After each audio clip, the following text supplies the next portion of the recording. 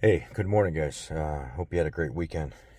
We had a successful 1 year birthday for my little girl Annabelle. Yesterday, she turned 1 year old. Just a apple of my eye. Couldn't have been happier. She just loved. She had her own little room at the pizza place. You know, a bunch of family and friends came, and she's just running all over the place, getting to visit with people and running around looking at all the shapes on the floor. And she was just having the time of her life. She had a blast. She was tired when we got home last night for sure. Um, so we've already covered 4 videos on the timeline of my child abuse and my trauma abuser, um, child abuser being dead and not in the picture anymore. And on the 4th video, one of the babies from the situation that also dealt with the abuse and some of the trauma, he actually popped up and dealt with his own abuse and trauma after I had left and turned my parents in for drugs and child abuse and everything else. And they went into foster care for a while, and then he actually gave a little bit of his story in the comment section, vouching for everything that I was saying, but also what he had to go through as well. And I'd like to put that on the screen right now and go over it real quick. But I just want to say that this video is mainly about how I came into foster care and trying to get my thoughts and stuff together on the process of which it all happened, from when I left, from when I ran away to I went to the police. The police raided the house, what they found in the house, and then how I ended up progressing into foster care, and just giving a rough timeline of how my foster care years happened between the ages of 13 and 17, and then we'll go from there. But first I want to show you the message from Jason. He was one of the children that had to watch the abuse early on, but then later ended up having to endure the abuse himself. This is Jason. I was one of the younger kids that actually witnessed this. I was 5 years old when my parents was arrested. I don't remember everything, but I do remember bits and pieces of this. I can say Rich had a horrible childhood. I just recently reached out to him a few days ago. Growing up, we were taught by my mom, Marie, that everyone else was the bad guy and that she didn't do anything wrong. But as an adult now, up to a few years ago, I came to the realization that she was just the devil herself, and that when she died, hell couldn't have picked a better person. Now, I'm not trying to steal the spotlight, but we had it rough. Also, after we got out of foster care and returned back to mom, she didn't ever change. She got in a relationship with this guy that was just as shitty as she was. One of the things I remember that he did was, I was around 14 years old. He had 2 other boys. And so with being a teenage boy, we have stinky feet, just part of it. He put scalding hot water mixed with bleach and salt in the bathtub and made me and his oldest son put our feet in the water. It instantly took the skin off of our feet. I'm sure there was other things he did, but that was the worst. I remember mom made her and her boyfriend a steak for dinner, and she waited to eat her steak until she got done drinking. Well, anyway, her boyfriend's youngest son got hungry and didn't know whose steak it was, so he ate it. Well, when she went to go eat, she didn't have it and found out that Robert ate the steak and beat the shit out of him, threw a can of corn at him and split his head open. Rich, I never had a grudge against you for doing what you did.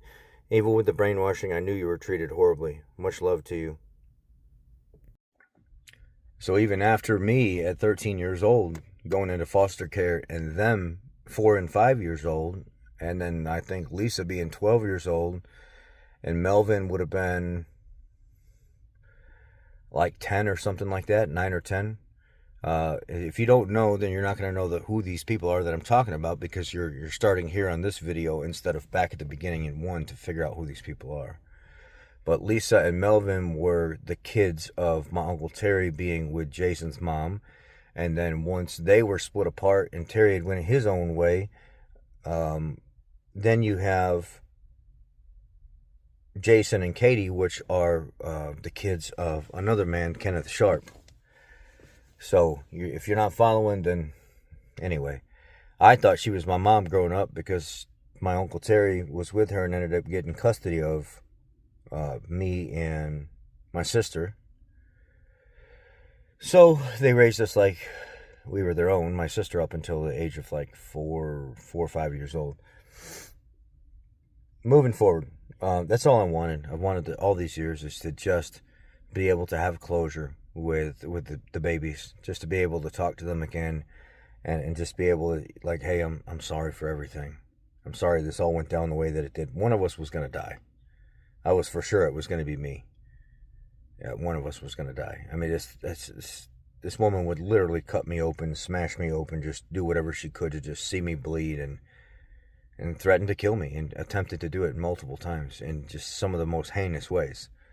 So, moving forward, I went into foster care at 13 years old, turned my parents in for drugs, and the article in the Chicago Tribune says something about 17 something blah. I don't know what it was, but it was equivalent to $4.5 million worth of cocaine. It was 87% pure. It was the highest street value at the time. Those lawn garbage cans, the big tall plastic 55-gallon garbage cans, she literally had one of those in the corner of her room that was just full of coke to the top. I'm talking full 9, rubber packaged, tape around the rubber, another coating of rubber, tape around that, another coating of rubber, tape around that, and just I learned the whole entire operation: how to cut it, how to weigh it out, how to measure it with a finger scale or with an electronic scale, you name it. I did it. There was a time when I was like 11 years old where she was having me help her get supplies and stuff together so she can put a certain amount together for a couple people that were buying. And when she was done, this is probably 4 or 5 times that I've helped do this, she actually took the spoon with the coke all over it and made me lick all the residue off of the spoon. So all the residue from the coke ended up like in my body. It made me feel like I was swallowing my tongue. My tongue went numb. I felt like I had cotton mouth. It was the worst experience as a kid. That's shocking to have to go through something like that. So I turned in my parents for the child abuse, the drugs. The police later went and found the drugs and stuff like that. I'm working on the actual police records. I talked to my foster father yesterday when he came to my daughter Annabelle's first birthday. Grandma and Grandpa, they were just so ecstatic to see her. They never thought, that they would be this far with me. They never thought that they'd have a kid that would want them in their life this long, or be in a child's life this long. They've been in my life since I've been 14 years old. And the night that I turned them in, I was in the police station, and they'd taken me into this room, and there's basically a body diagram. It's an outline of just a body with arms and just a regular generic black outline of what would be a body. And it's a location diagram. So as the person sitting there looking at damage to somebody's body, they start circling areas and making little notes on what it is. And I went into this room, and they asked me to put this like hospital gown on. And when I was in this room, I had the hospital gown on. A female detective came in, and she started circling all of the wounds. Where my face is cut open here. I've got a scar on the side of my face. She's circling that, circling the stuff all over my arms, my belly, my back, my legs. And, she didn't get just like a minute or two in, and she was circling and then asking me little questions about what each one of these wounds came from. She just started crying. She couldn't take it. There was just way too much child abuse and my body being cut open in multiple spots that she was like, this is horrendous. I can't do this. And she's sitting there bawling her eyes out. And she had to leave the room and ask a male detective that had a little bit more experience to come in there and finish this. And he came into the room, and he finished doing the map layout of where all the wounds were all over my body. And even him, he was extremely emotional. And when he was done, he'd asked me, he said, "Can I hug you? If I can't, that's fine if you don't feel comfortable." And I needed the hug, so I let him hug me. And I said, "No, that's fine." And he hugged me, and he just didn't want to let me go. And he was like, "I'm so sorry that you had to go through all this. I'm so sorry that your body looks like this. I'm so sorry that you're in the pain that you're in because of an evil person. We're going to figure this out." So then later they took me into this room with like a bunch of other police officers that were like on computers, and like there's like a detective's desk and stuff like that. And they were filling out all kinds of paperwork and trying to get their act together for the night on how they were going to proceed. And they sat me down in this little chair, and they said, "All right, Rich, we need you on this one. You're going to be our eyes. We're going to go get these people tonight. And we're going to bring them in. But we need you to do the best that you can to tell us exact timeline on when these people get off work, when they're going to be at home. We need the full layout, detail by detail. So when we move in to get this, when we move in to get these people, that we need to be spot on. And I said, well, okay, so let's do this then. And I said, well, Kenneth Sharp gets off of work about 4:30, 4:45 is when he pulls up in his parking spot. And then by the time he gets his stuff together, gets his lunch pail and all that, gets in the house, it's about 4:50, 5 o'clock. And I said, he parks in this location almost every single time behind the apartment building. There's like a big open parking area for people, public parking. And there's a lot right there. And if you go through the little pathway, the gangway between the two garages, and you stay to the right, and you go in behind the apartment building, you go up the back stairs to the second floor. It's the easiest way, and the door's almost never locked. Easiest way to get in there. And then when you walk through the house, as soon as you walk in, there's a pantry on the right, and then you walk through the kitchen about another 5 feet. There's a bedroom on the left. Then there's a kitchen that you walk through, and then once you get through the kitchen, there's a bigger open dining room. And then on the left, as soon as you get into the dining room, there's a bedroom on the left, there's a bedroom on the right, and then there's a bathroom that's in between those two. Now, when you make that left out of the dining room and then you make the quick right into the bedroom, there's a padlock on the door. It's just a generic padlock, nothing heavy duty or anything. You could get through that door pretty easy. I don't know if you want to bust it down or whatever it is. And then as soon as you get in the door, right on the back of it, there's a big plastic thing hanging from the door that you put shoes in, except there's not shoes in it. There's money in it. There's like $1,000 in each one of the pockets. And then over in the corner of the room, when you go through the door and you look over to the far left, there's a outside garbage can full of cocaine. And then underneath the bed there is some guns under the bed. And then in the closet there's a tote that's got probably hundreds of sex tapes where she slept with random men recording everything. And then there's another giant box where she's got a bunch of like sex toys and stuff like that she uses on different people and men while she records it. And then there's some more weapons in the closet, I think. When you come back out of that room and you go back into the dining room and you're going straight ahead, there is a closet on the right. There's a door that goes out the front of the apartment building right by that closet, and then the door that's right adjacent to it that goes into the front living room. That living room is turned into her bedroom, and it's lined with mirrors on two sides. And then up under the entertainment system, like when you walk in, there's an entertainment system that's right in front of you that has a TV and everything on it. Up in one of the cubby holes is a camera that's hidden kind of, and it's facing her bed. They can pick up some of the mirrors and stuff as well. So while she's like sleeping with people, it can record the places that she's, the different positions that she's in and random men and stuff and whatever it may be. And yeah, she just records herself there, and that's the last room. So I gave them all the information, the timelines, where they were going to be, who's going to be in the house at the time. And they let me sit in the room with an officer that had his radio and stuff on, and I could hear everything that was going on. I can hear them pull up right at about 4 o'clock. Everybody got staged and hidden, kind of parked down the alleyway and in between garages and stuff where police officers were hiding. I could hear them come over the radio and confirm that Kenneth Sharp has parked his vehicle. He's getting out, just almost exactly the timeline that I gave them as he's starting to walk into the back of the apartment building. Oh, I forgot one thing. Also, I told them in the garage, if you're looking at the garage, it's the third garage to the right. And that third garage to the right, no, it's not. It's the second garage. The second garage, because the third garage was for the third floor. The second garage was for the second floor, and the first garage was for the first floor. The second garage, there is a wall of marijuana. There's it's almost full to the top, like a full garage wall, like the little popcorn Christmas cans that have like caramel, cheddar, and regular popcorn. Well, they take all that out of there, and then they line it with plastic and fill it full of marijuana. And then they take dollar store house fragrance spray, and they take the plastic bag and they pull it up over the weed, and they spray all the fragrance stuff down there and get the chemicals down inside the weed. And then they tie the bag up to keep all the chemicals in there. And then they put the metal lid on top, and they let that stuff sit in there for weeks before they sell it. So those chemicals and stuff, they start fucking up people's brains and stuff, and it just really gets them hooked on the weed.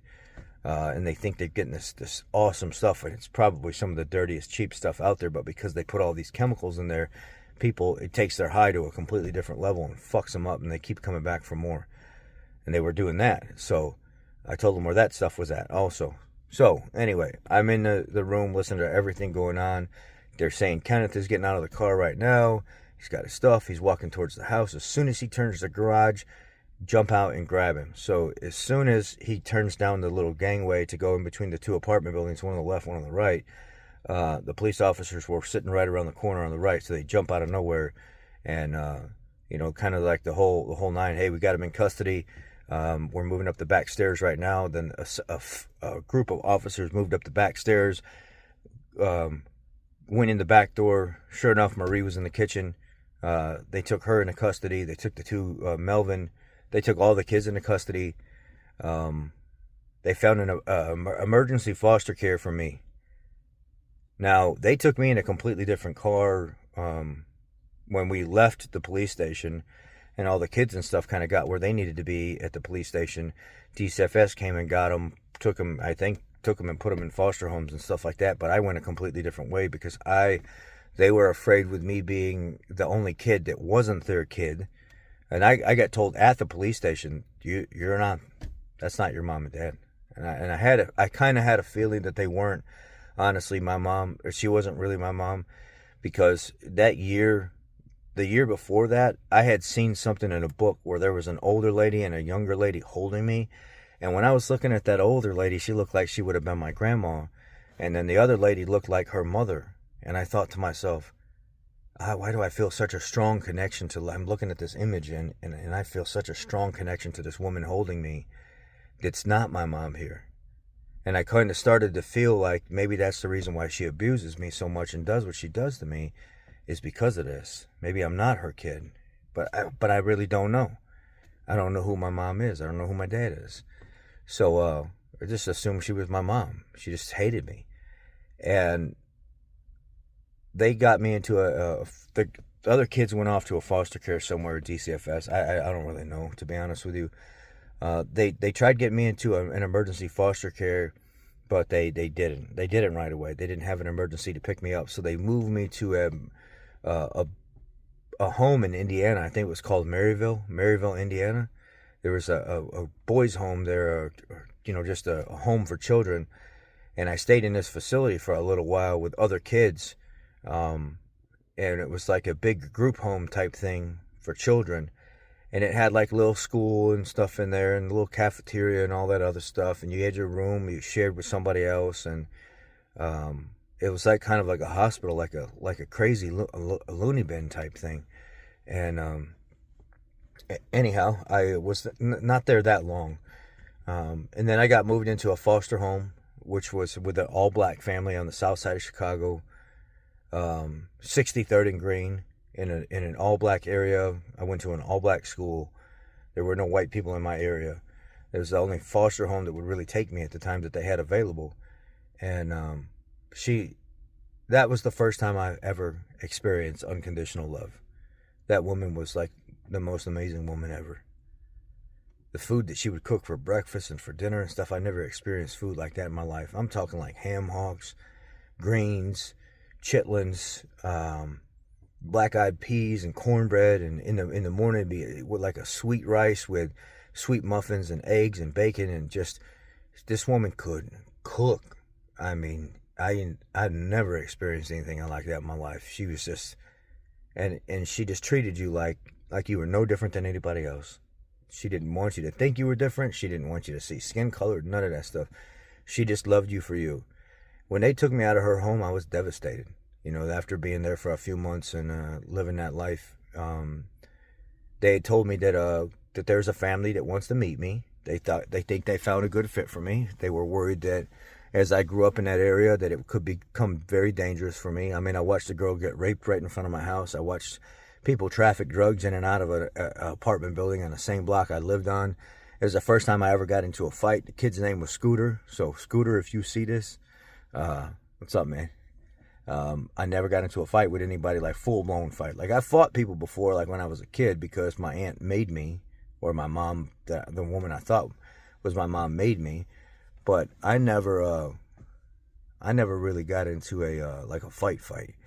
And that was my first fight. He was a kid looking for a problem, and I was the new kid on the block, and he wanted to check me. He wanted to show people that I was just, that he was still number one. So me being 13 years old, I'm walking up and down the streets. I'm wanting to take a knife to school and just stab this kid, once I figured out that he was after me, because I was scared. But then I was like, you know what, I can't take a weapon to school. And one day he caught me with his friends going down the street. He'd been looking for me, I guess, and it was right in front of some old man's house, right down the street from my house on Green Street. And he, what's up, white boy? What's up, white boy? What you got? What can I take? What you got? I said, well, you ain't taking shit from me.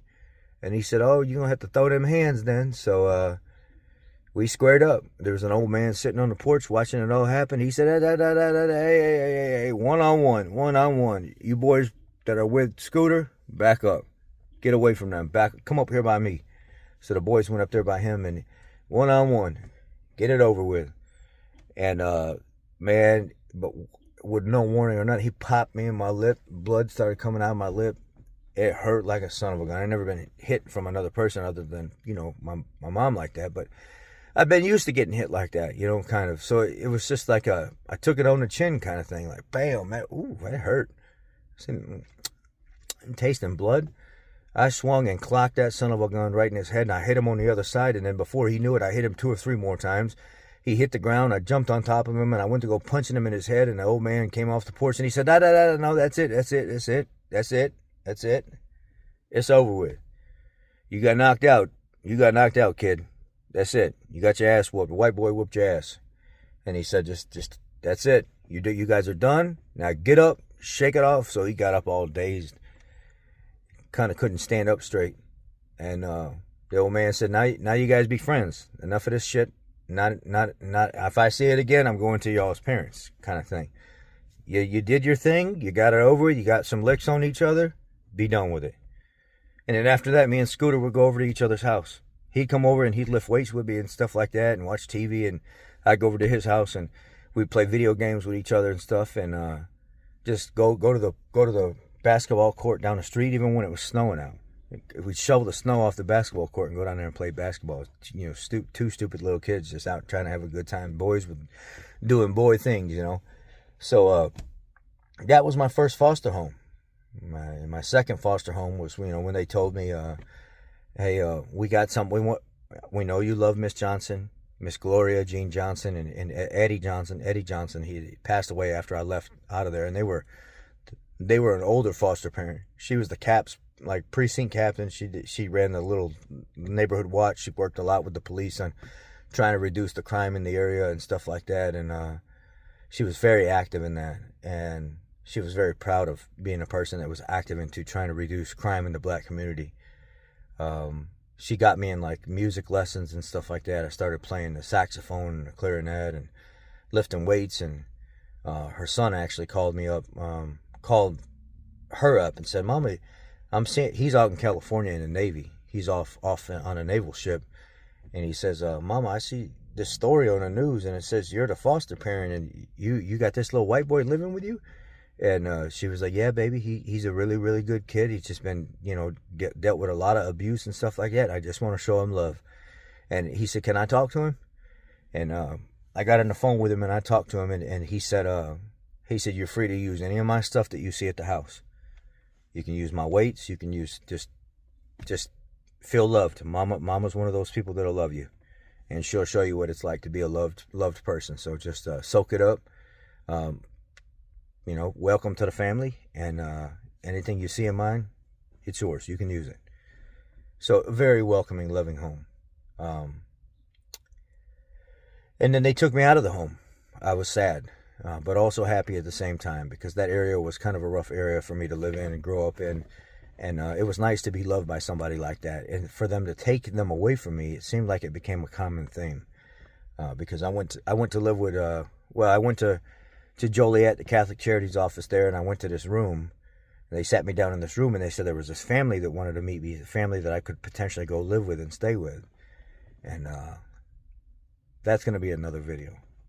That requires its own video. But that's how I got into foster care. And part 6 will be about how I progressed from their home into other homes, and I'll kind of fast forward through some of the timeline so it's not drug out. But yeah, that was how I got into foster care and how it all went down. And that was my first foster home, an all black area, all black school, black foster parents, and I loved every bit of it. There was no racism, there was none of that. Most of the people in the community took me in with loving arms anyway, and just treated me like I was one of them. They were worried about me getting a little older in my later teen years and then becoming, a victim to the system, the drugs and the gang violence and stuff. And being older white boy in an area wouldn't be treated the same as a younger white boy in the area, because then they'd have to try to get me involved in stuff, or I'd probably end up getting killed or something eventually. Okay. Y'all be blessed. Have a great day. I hope you have a productive week. And we'll be back tomorrow with part 6. And we'll fast track the foster care homes that I was in. A little fast track. Take care.